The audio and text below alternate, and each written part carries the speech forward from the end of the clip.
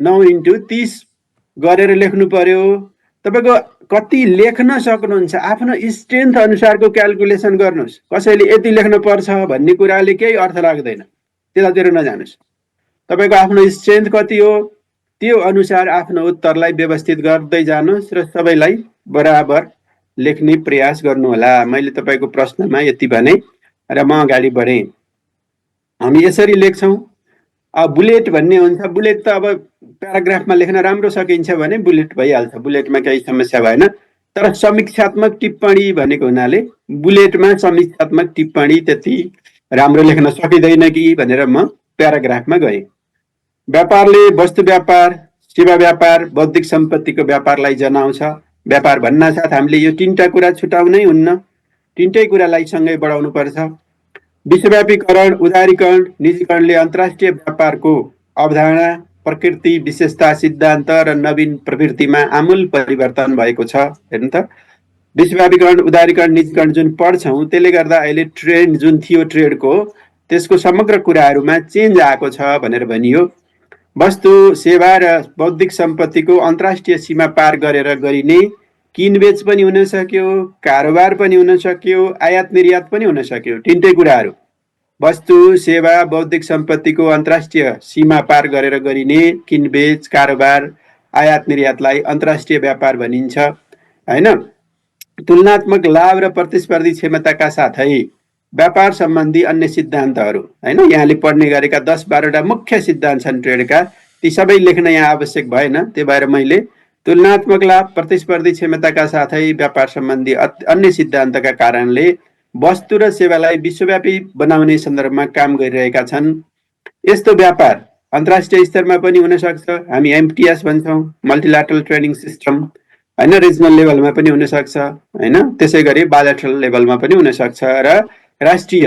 मैले यहाँ 4वटा तह बनाएँ व्यापारको 4वटा तह, एउटा अन्तर्राष्ट्रिय मल्टिल्याटरल, एउटा रिजनल, एउटा बायलैटरल, अर्को नेशनल देशभित्रको, जसलाई हामी आन्तरिक व्यापार पनि भन्छौं। अन्तर्राष्ट्रिय व्यापार देशभित्रकै व्यापारको एक विशिष्ट अवस्था हो। यो भनेको के भने देशभित्रको व्यापार राम्रो छ, हैन, धेरै व्यवस्थित छ, प्रतिस्पर्धी छ, गुणस्तरीय छ भने अन्तर्राष्ट्रिय व्यापार पनि त्यो देशको सामान्यतया राम्रो हुन्छ भन्ने मान्यताको आधारमा यो सेन्टेन्सलाई लेखियो। व्यापार नेपालमा खास गरी व्यापार सबैले गफ गर्ने तर समाधान नहुने सवालको रूपमा अगाडि बढेको छ।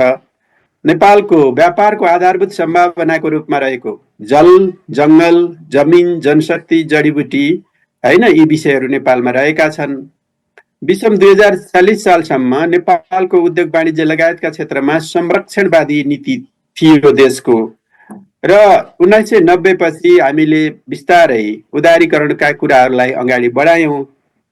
यो उदारीकरणले के गर्यो त भन्दा यसले अर्थतन्त्रलाई बढी प्रतिस्पर्धी र बजार संयन्त्रमा आधारित बनाउने काम गर्यो। त्यस समयमा वाणिज्य क्षेत्रको विकासको लागि वाणिज्य नीति आयो 49 मा, औद्योगिक नीति आयो 49 मा, औद्योगिक व्यवसाय ऐन आयो 49 मा, विदेशी लगानी तथा प्रविधि हस्तान्तरण ऐन जारी गरियो।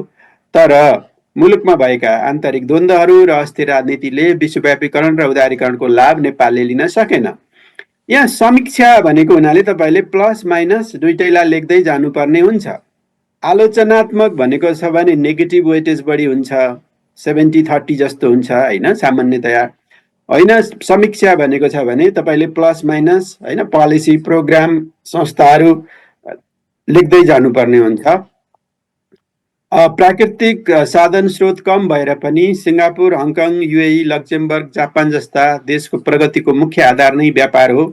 व्यापारको आर्थिक वृद्धि र आर्थिक विकाससँग बलियो सहसम्बन्ध पाइन्छ। जुन देशको व्यापार खास गरी निर्यात व्यापार उच्च छ त्यो देशको वस्तु तथा सेवा अन्तर्राष्ट्रिय व्यापारमा बढी प्रतिस्पर्धी हुन्छन्। त्यो देशको आर्थिक वृद्धि, मानव विकास, नवप्रवर्धन सूचक उच्च रहेको पाइन्छ। भनेको अलिकति रिलेसन अरु डेभलपमेन्टहरूको जुन इस्युहरू पढ्नुहुन्छ त्यसलाई जोड्न सकिन्छ। केही वर्षपछि छिमेकी देश चीन संसारकै ठूलो अर्थतन्त्र बन्न गइरहेको मूल कारण अन्तर्राष्ट्रिय व्यापारमा उसको बलियो उपस्थिति हो। अहिले चीनलाई विश्वको कारखानाको रूपमा चिनिन्छ। त्यसैले व्यापारलाई आर्थिक विकासको इन्जिनको रूपमा समेत लिइएको। अब माथि प्रश्नको जुन सेन्टेन्स थियो त्यसलाई हामी यहाँ ल्याएर जोड्यौं। आधुनिकीकरण, विविधीकरण, विशिष्टीकरण, उन्नत यातायातका साधनको विकास र सूचना प्रविधिको तीव्र विकासले अन्तर्राष्ट्रिय व्यापारको क्षेत्र, परिमाण र गतिशीलतामा उल्लेख्य रूपले वृद्धि भएको छ भनेर हाम्रो यस्तो क्लोजिङ लाइनलाई अलिकति अलि खदिलो, अलि धेरै विषयलाई समेटेको खालको क्लोजिङ लाइन बनाउनु पर्ने हुन्छ। आधुनिकीकरणले गर्दा, अहिलेको विविधीकरणले गर्दा यहाँहरूले विविध किसिमको सामानहरू पाउनुहुन्छ हैन। भन्सारमा काम गर्ने साथीहरूलाई थाहा छ, एचएस कोड भन्छौँ हामी। एचएस कोडबाट गयो भने धेरै सामानहरूको हामी लिस्टिङ गर्न सक्छौँ। त्यसै गरी विशिष्टीकरण भयो हैन। उन्नत यातायातका साधनहरू, अहिलेको यातायातका साधनहरू हेर्नुभयो भने हैन धेरै उन्नत खालका छन्। एकै दिनमा युरोप गएर काम गरेर अर्को दिन फेरि आफ्नो देशमा फर्किन सकिन्छ अथवा अफ्रिका पुग्न सकिन्छ। यसै गरी सूचना प्रविधि, आइटीको अवस्था जुन छ त्यसको तीव्र विकासले पनि अन्तर्राष्ट्रिय व्यापार जुन हो त्यसको क्षेत्र हैन, स्कोपलाई, त्यसको रिजल्टलाई र त्यसको डाइनामिजमलाई उल्लेख्य रूपमा हामीले करिब करिब यति विषय लेखिसकेपछि 5 नम्बरलाई यहाँ सक्यौं र हामी नेपालको अन्तर्राष्ट्रिय व्यापारको अवस्थाको चर्चा भनेको छ। कहीँ चर्चा भन्छ, कहीँ विवेचना भन्छ। तपाईहरु यी वर्डहरूलाई मैले भने आफूले एकदमै क्लियर गर्नु होला। अरु पढ्ने विषय पछि पढ्नु होला। क्वेशन वर्ड्सहरूलाई हैन, प्रश्नमा आउने माइलस्टोनहरूलाई, प्रश्नमा आउने साइन पोस्टहरूलाई, साइन पोस्ट भन्छ, माइलस्टोन भन्छ, कन्ट्रोलिङ आइडिया भन्छ, क्वेशन भन्छ हैन। जे भने पनि प्रश्नले भनेको के हो त, त्यो विषयलाई भनौं न निर्क्योल नगरिकन गइयो भने पछि बिचमा पुगेर लेख्दै गर्दा हैन यो त होइन कि सोधेको त जस्तो भयो भने मान्नुहोस् कम्पिटिसनमा अलिकति गाह्रो हुन्छ। त्यो भयो भने अब यसलाई हामी कसरी लेख्ने त? विषयहरू त धेरै हुन्छन्। अब हामी अफिसर लेभलको परीक्षा दिँदैछौँ हैन। अफिसर लेभल भनेको अब खास गरी पोलिसी लेभलमा इन्ट्री लेभल हो हैन। त्यो भएर हामीले यति विषय चाहिँ लेख्नुपर्छ भनेर मैले यो आफूले टाइप गर्दा, यो लेख्दा मैले यति विषय राखेको छु। यति विषय चाहिँ मिनिमम हो है साथीहरू, यो म्याक्सिमम होइन। यसलाई मिनिमम बनाउनु होला। यति भयो भने सजिलोसँग पास भइन्छ, त्यसमा शङ्का हुँदैन। तर मिनिमम यति चाहिँ जम्मा गर्नु पर्यो। र मैले अघि सुरुमा ब्याकग्राउन्डमा 5 वटा जुन विषय भने स्ट्र्याटेजीको रूपमा फाइभ थिङ्स हैन, आई रिपिट, त्यो 5 वटा विषयको आधारमा तयारी गर्ने हुनाले मैले दिएका लोक सेवा आयोगका मुख्य 3टा परीक्षा, मुख्य भनेपछि बुझ्नुहुन्छ, म पहिलो पटकमा भनेको फर्स्ट एटेम्प्टमा पहिलो नम्बरमा खुलातर्फ पास भएको हुनाले अलिकति स्ट्र्याटेजिक तयारी चाहिँ आवश्यक पर्छ है। अब बजारको सँग पनि अगाडि बढ्नै पर्यो, तर आफ्नो एउटा स्पेसिफिक विशिष्ट खालको तयारी चाहिँ छुट्टै चाहिन्छ। त्यसको लागि मैले तपाईहरुलाई 5 वटा औजारहरू सुरुमा भने, इन्स्ट्रुमेन्टहरू। Those 5 instrument are essential. तपाईहरु पहिलोचोटिमा पास गर्न चाहनुहुन्छ, 1-2 नम्बरमा पास गर्न चाहनुहुन्छ भने दोज 5 आर हैन रियल्ली एसेन्शियल भनौं। अब म अगाडि बढे। विगतमा व्यापार अन्तर्गत मूलतः वस्तु व्यापार मात्र आउँथ्यो हैन। द्वितीय विश्वयुद्धपछि खास गरी जबसम्म डब्ल्युटिओ को स्थापना भएन त्यति बेलासम्म यो कमोडिटी ट्रेडलाई बढी व्यापारमा हेरिन्थ्यो भने 1947 मा स्थापित ग्याटले वस्तु व्यापारलाई नियमन गर्थ्यो भने अहिले पछिल्लो समयमा जुन डब्ल्युटिओ को स्थापना भयो त्यसपछि हैन, त्यसपछि चाहिँ के हो त भन्दा हामीले ट्रेड इन सर्भिसेस र आइपीज भन्छौं हैन, इन्टेलेक्चुअल प्रपर्टीको कुराहरुलाई पनि ट्रेडमा बराबर हेर्छौं। अब सर्भिस ट्रेड त यहाँहरुले अध्ययन गरिरहेको विषय हो। नेपालको पनि मोर देन 60% जीडीपी मा कन्ट्रिब्युसन ट्रेड इन सर्भिसको छ हैन। नेपालमा जीडीपी मा ट्रेड इन सर्भिसको, सेवा व्यापारको कन्ट्रिब्युसन हैन। सेवा व्यापार भनेको के हो भन्नुभयो भने क्लासिफिकेसन छ, 12 वटा प्रकार हुन्छ त्यसको, 160 भन्दा बढी त्यसको सब क्लासिफिकेसन हुन्छ। त्यसलाई हामी के भन्छौं? सेवा भन्छौं भने आइपीज हैन, इन्टेलेक्चुअल प्रपर्टीमा हामी ट्रेडमार्क पढ्छौं हैन, पेटेन्ट पढ्छौं, प्रतिलिपि अधिकारका कुराहरू पढ्छौं। तिनीहरूको पनि विश्व बजारमा व्यापारको हिस्सा एकदमै ठूलो छ, एकदमै ठूलो छ। अमेरिकाले आफ्नो जीडीपी को करिब 30% आइपी बाट कलेक्सन गर्छ। यसपछि गएर विकसित देशको व्यापार, सेवा व्यापार तथा बौद्धिक सम्पदाको अतिरिक्त सम्पदाको व्यापारतर्फ केन्द्रित हुँदै गएको छ भने अब विकासोन्मुख देशको बढी के हुन्छ भने ट्रेड इन गुड्सतिर हुन्छ, ट्रेड इन गुड्सतिर पाइन्छ।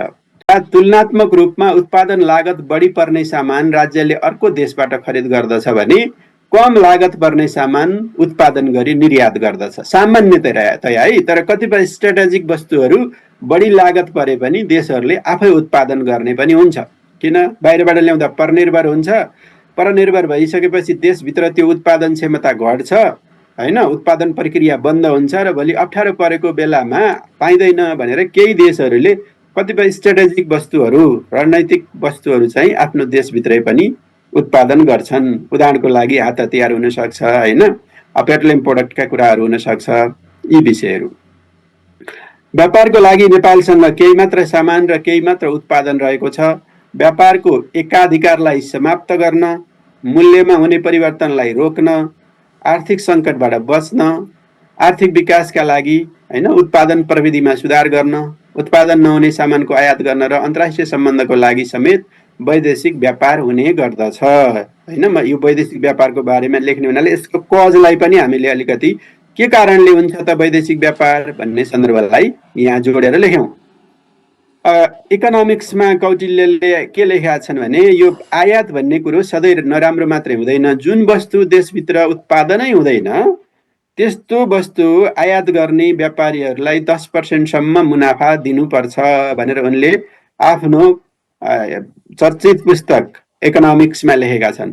जबकि देशभित्रको व्यापारीलाई उनले दिने फाइदा भनेको 5% भन्दा बढी दिनु हुँदैन भनेका छन्। यसबाट के देखिन्छ भने आयात सदैव नराम्रो होइन, तर हामीले के आयात गर्छौं भन्ने कुरा निकै महत्त्वपूर्ण हुन्छ हैन। हामीले अहिले कृषिजन्य वस्तुहरूको आयात 400 अरब गर्छौं, त्यो राम्रो भएन हैन। चीनसँग अहिले हाम्रो निर्यात चाहिँ 2 अरब छ, आयात चाहिँ 300 अरब छ, त्यो राम्रो भएन। त्यसैगरी इन्डियाबाट हामीले 1000 अरबको आयात गर्यौं लास्ट इयर, त्यो राम्रो भएन। हामीले कृषिजन्य आयात प्रतिस्थापन गर्न सक्ने 120 अरबको भटमास मकै गहुँ किन्यौं, त्यो पनि राम्रो भएन। त्यसो भएर के वस्तु आयात गरेका छौं भन्ने कुराको निकै ठुलो अर्थ रहन्छ इकोनोमीमा। यसै क्रममा बहुपक्षीय, क्षेत्रीय, द्विपक्षीय व्यापार सञ्जालबाट सिर्जित लाभहरूलाई मुलुकको आर्थिक विकासको लागि उपयोग गर्ने एवं चुनौतीलाई सम्बोधन गर्न पछिल्लो समयमा व्यापार नीति 2072, नेपाल व्यापार एकीकरण नीति 2080 कार्यान्वयनमा ल्याई प्रतिस्पर्धात्मक एवं तुलनात्मक लाभका क्षेत्रहरू पहिचान गरी सोको प्रवर्धनका लागि विभिन्न कार्यक्रमहरू नेपाल सरकारले सञ्चालन गरेको छ भन्ने विषय आयो।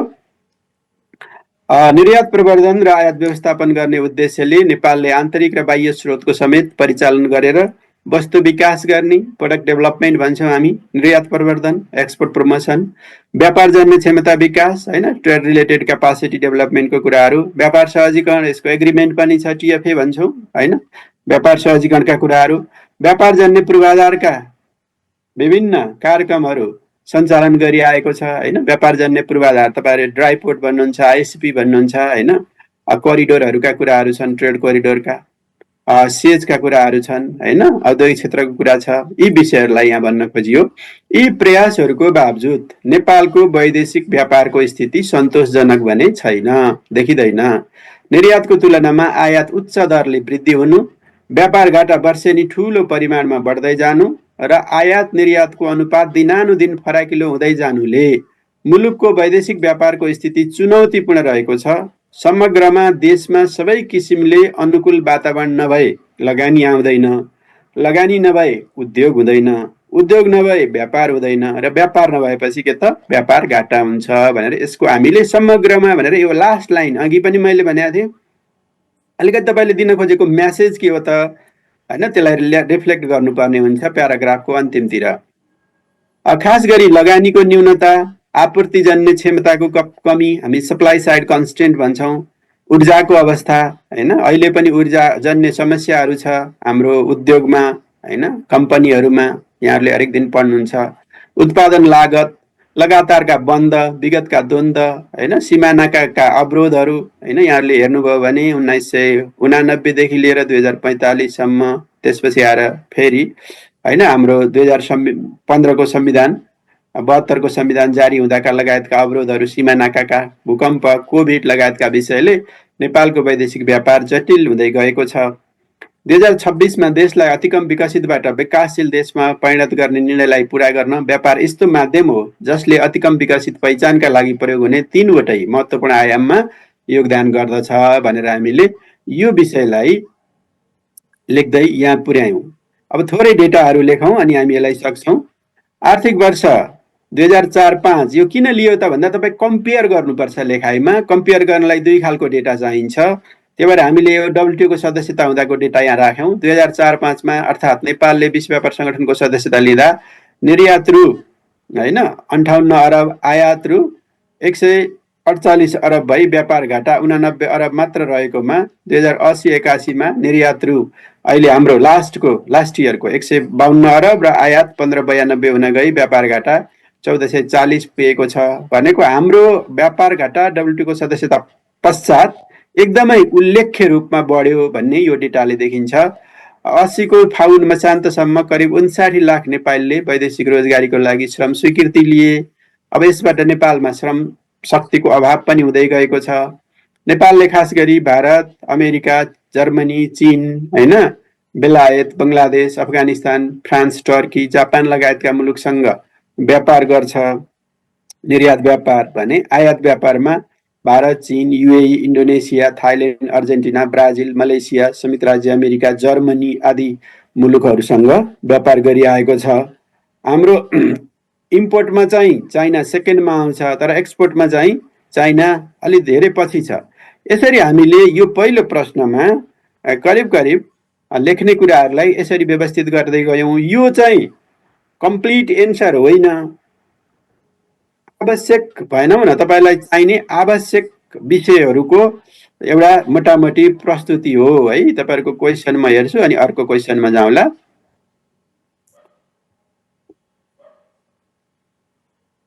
अब 5 things once time sir I unable to listen भन्नुभयो। मैले 10 मिनट, हामी 40मा सुरु गरेको मित्रहरू क्वेस आज सुरु लेख्नलाई होइन, पढ्नलाई, अनि तपाईँहरू पछि आउनुभयो जस्तो छ।